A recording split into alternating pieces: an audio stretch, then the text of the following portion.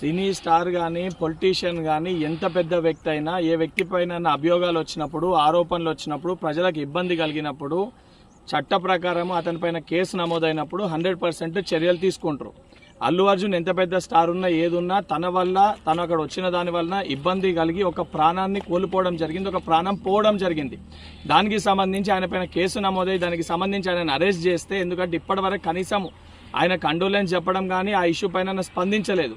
ఆ పొజిషన్ ప్రకారం కేసు ఆయనని అరెస్ట్ చేస్తే ఏదైతే సంబంధించి బడా వ్యక్తులకి స్టార్లకి మటుకే ప్రతిపక్షాలు ఏదైతే బీఆర్ఎస్ పార్టీ కానీ బీజేపీ పార్టీ కానీ సపోర్ట్ చేసే విధంగా మాట్లాడడం అనేది సరికాదు.